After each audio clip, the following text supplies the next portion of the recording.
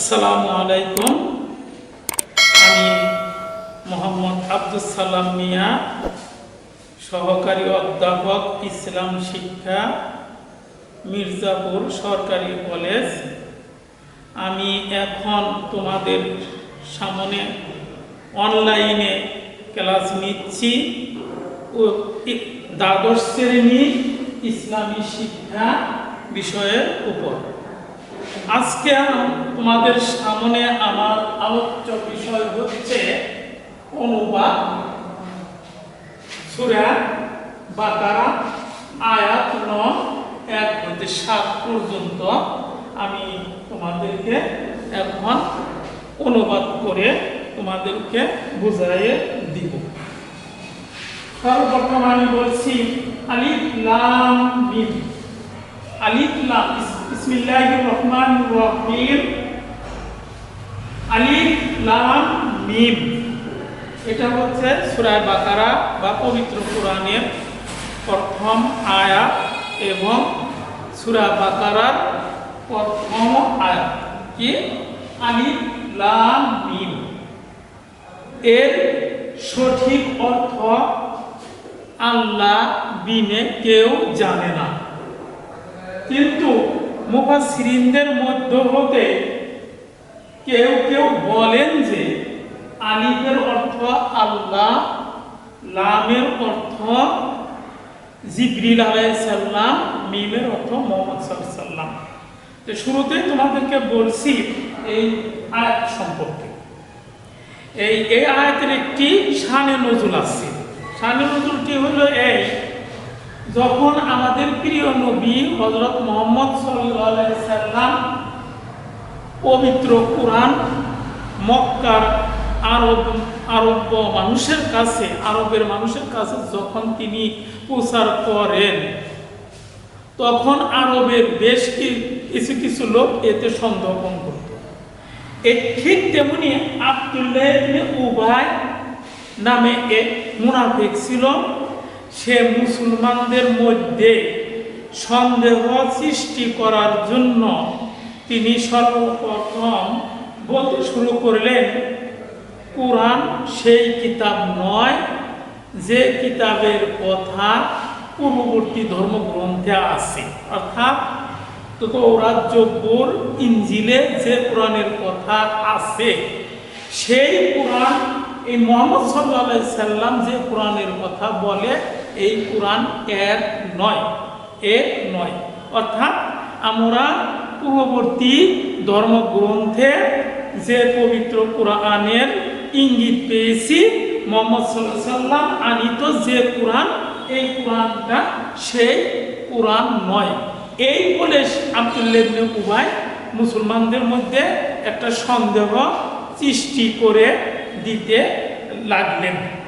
তখন আল্লাহ তাআলা মুসলমানদের সন্দেহকে দূর করার জন্য এই 7টি আয়াত, 1 হইতে 7, অর্থাৎ আলিফ লাম হইতে মুফলিহুন পর্যন্ত 7টি আয়াত অবতীর্ণ করেন। কি? তখন তার প্রথম আয়াতটি হচ্ছে আলিফ লাম মিম। এর সঠিক আলিফ লাম মিম এর সঠিক অর্থ আল্লাহ ছাড়া আর কেউ জানে না। তবে মুফাসসিরিনদের মধ্যে হতে কেউ কেউ ধারণা করে বলেন যে আলিফের অর্থ আল্লাহ, লামের অর্থ জিবরিল আলাইহিস সালাম, মিমের অর্থ মুহাম্মদ সাল্লাল্লাহু আলাইহি সাল্লাম। এটাও সঠিক না। এটা যে মূল অর্থ কি এটা আল্লাহই ভালো জানে, তবে এটা তাদের ব্যাখ্যা বিশ্লেষণ। এখন আসো, জালিকাল কিতাবু, জালিকাল কিতাব, ইহা এমন একটি কিতাব বা বই। কিতাব অর্থ বই। জালিকা মানে এই, কিন্তু জালিকা শব্দ অর্থ হলো ওই। এখন এই জালিকাটা আল্লাহ তাআলা এখানে কিন্তু হাজাল কিতাব আনতে পারত। আলিফ লাম মিম হাজাল কিতাব, হাজাল কিতাব না এনে আল্লাহ পাক এখানে বলছেন জালিকা। জালিকা, জালিকা মানে দূরের কোনো জিনিসকে ইঙ্গিত করাকে বোঝায়। আর হাজা বলতে এই কিতাব, মানে একটি কাছের কোনো জিনিসকে যদি ইশারা করে বোঝানো হয় তখন হাজা ব্যবহার করতে হয়। আর দূরের কোনো জিনিসকে যদি ইশারা করে বোঝাতে হয় তখন জালিকা ব্যবহার করতে হয়। কিন্তু এখানে জালিকার কিতাব এই কিতাব কেন বললাম? আমরা তো বলতেছি যে এই কিতাব আমাদের সম্মুখে যে কিতাব আছে, হ্যাঁ আমাদের সম্মুখে যে কিতাবটি আছে এই কিতাবটি হচ্ছে লৌহে মাহফুজ থেকে আসা। মূল কিতাব রয়ে গেছে লাউহে মাহফুজে। লাউহে মাহফুজ আমাদের এই পৃথিবী হতে বহু দূরে, দূরবর্তী জিনিসকে ইঙ্গিত করে বোঝাচ্ছে। মানে এটা ওই কিতাব যে কিতাবটি লাউহে মাহফুজে রয়েছে। এই জন্য আল্লাহ তাআলা এখানে জালিকা শব্দটি ব্যবহার করছে, হাজা শব্দটি ব্যবহার করে নাই। আচ্ছা, জালিকাল কিতাব, ইহা এমন একটি কিতাব বা এমন একটি বই। এটা কিতাব শব্দটা কিন্তু বাংলায়ও ব্যবহৃত হয়, বই কিন্তু এটা আরবি শব্দ। জালিকাল কিতাব, ইহা এমন একটি বই, লা রায়বা, লা শব্দের অর্থ হইল নয় বা নাই, রায়বা শব্দের অর্থ হইল সন্দেহ, ফি শব্দের অর্থ হইল মধ্যে, মানে এই কিতাবের মধ্যে, এই বইয়ের মধ্যে, অর্থাৎ এই কোরআনের মধ্যে। কিতাব বলতে এটা কোরআনকে হয়েছে। ফি, ফি মানে মধ্যে, আর এই হায়ের সর্বনামটা গেছে কিতাবের দিকে।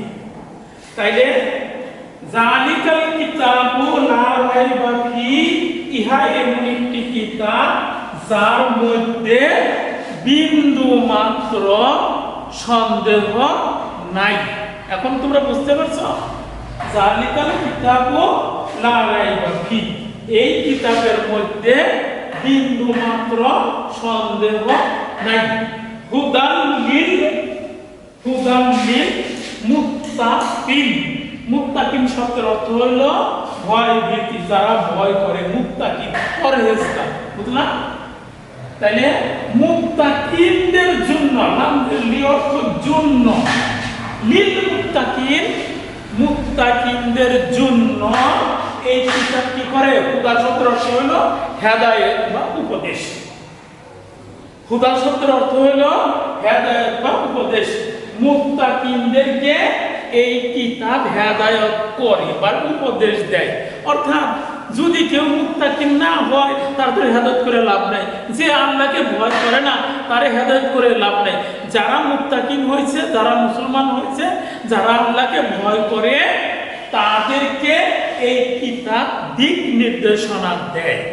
তার মানে ভালো মন্দ পার্থক্য সৃষ্টি করে দেয়। এই হলো হুদাল্লিল মুত্তাকিন। এখন আসো আল্লাযীনা ইউমিনুনা বিল গায়ব। আর মুত্তাকিন কে কারা? মুত্তাকিন কাদেরকে বলা হয়?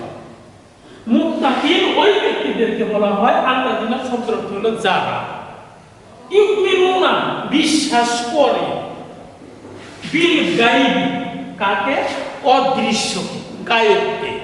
কারণ আল্লাহকে আমরা দেখি না, আল্লাহর ভেস্ত দেখি না, আল্লাহর দুজক দেখি না, আল্লাহর ফেরেশতা দেখি না।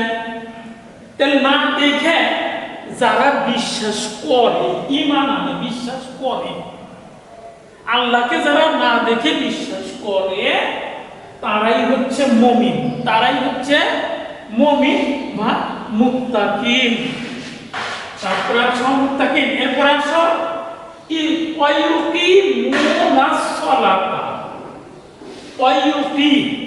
কায়েম শব্দ, আমরা বাংলাতে কায়েম শব্দ বের, কায়েম মানে স্থায়ী। সেই কায়েম শব্দ থেকে ইউকিমু নাসসালাত, সালাত শব্দের অর্থ হলো নামাজ। যারা এবং অর্থ এবং ইউমিনুনা, ইউকিমুনা সালাত, এবং যারা নামাজ প্রতিষ্ঠিত করে, মানে সঠিক নিয়মে, সঠিক সময়, সঠিকভাবে যারা নামাজ পড়ে তাদেরকেই বলা হয় ওয়ায়ুকিমুনাস সালাত। বুঝতে পারছো? এখন আসো অমিম্মা রাযাকনাহুম ইউনফিকুন। ওয়াজবর অর্থ এবং, অমিম্মা রাযাকনাহুম, এখানে বলে আল্লাহ তাআলা বলতেছেন রাযাকনা, রেজেক শব্দ ব্যবহৃত হয় বাংলায়। রেজেক মানে ধন সম্পদ, টাকা পয়সা, ধন দৌলত ইত্যাদি, বা আমরা যা খাই এটা রেজেক। অমিম্মা মিম্মা যে, এবং আমরা যে রেজেক তাদেরকে দিয়েছি, তাদেরকে দিয়েছি বলতে মুমিনদেরকে, অর্থাৎ মুত্তাকিনদেরকে। আল্লাহ পাক মুত্তাকিনদেরকে যে রেজেক দিয়েছে, সেই রেজেক হতে তারা কি করে? ইউনফিকুন, খরচ করে, নিজেরাও খায়, খরচও করে। মনে করো আল্লাহ পাক একজন মানুষকে অনেক ধন সম্পদ দিচ্ছে, সেই ধন সম্পদ কি করে? সে আল্লাহর পথে খরচ করে, কি করে? মসজিদ বানায়, মাদ্রাসা দেয়, মানুষকে দেয়, মানুষের দুঃখ দরদে মানুষকে দান করে। এই যে যারা মুমিন তারাই কি করে? আল্লাহর পথে খরচ করে। এগুলি হচ্ছে আল্লাহর পথে খরচ করা।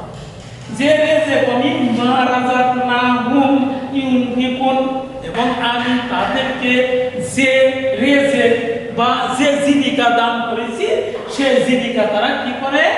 তারা আমার পথে খরচ করে, মানে আল্লাহর পথে খরচ করে। বুঝলাম? তার মানে আল্লাহর পথে খরচ করা। যদি কেউ মানুষকে আল্লাহ অনেক ধন সম্পদ দিচ্ছে, অনেক মানুষ কিন্তু আল্লাহর পথে খরচ করে না।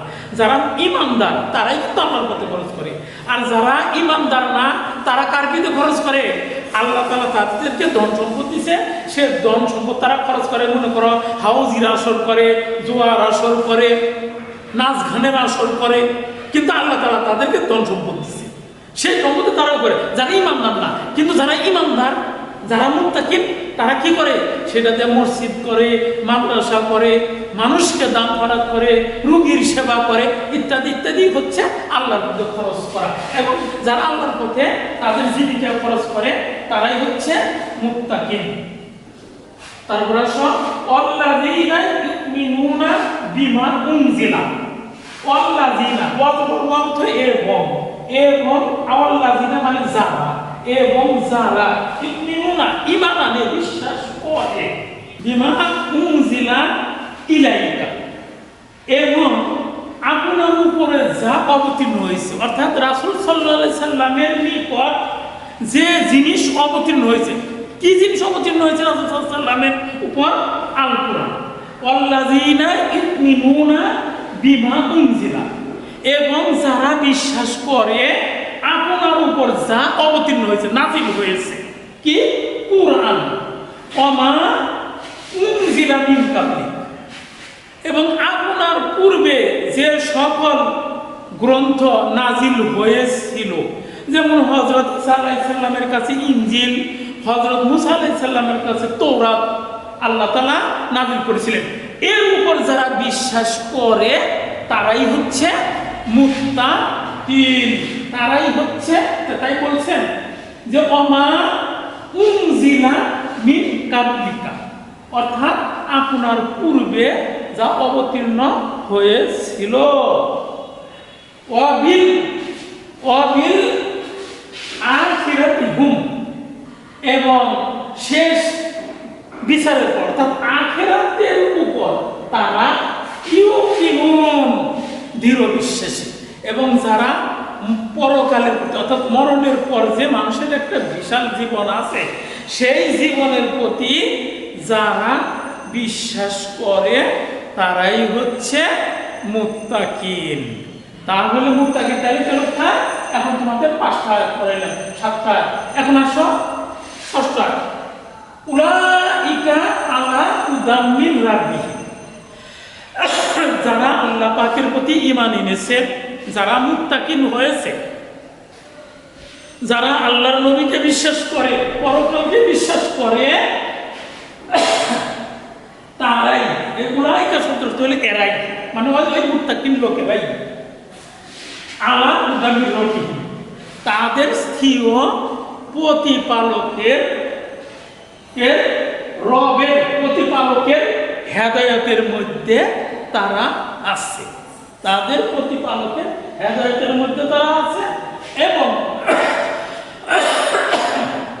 উলাইকা হুমুল তুফলিহুন, এবং এর থেকেই তারা সফলকামী হবেন। বুঝতে পারছো? তাহলে তোমাদেরকে আজকে আমি এখানে আলোচনা শেষ করব। তাহলে তোমাদেরকে আমি এই দ্বাদশ শ্রেণীর ইসলামী শিক্ষা দ্বিতীয় পত্রের প্রথম অধ্যায় হতে সূরা বাকারার 1 হইতে 7টি আয়াতের অনুবাদ আমি তোমাদেরকে পড়াইলাম। তোমরা বই দেখে একটু ভালো করে, তোমরা বাসায় ভালো করে একটু পড়াশোনা করো, একটু দেখলেই তোমরা করতে পারবে। আর নিয়মিতভাবে আজকের মতো আমি এই বলে আমার ক্লাসকে আমি সমাপ্তি ঘোষণা করছি।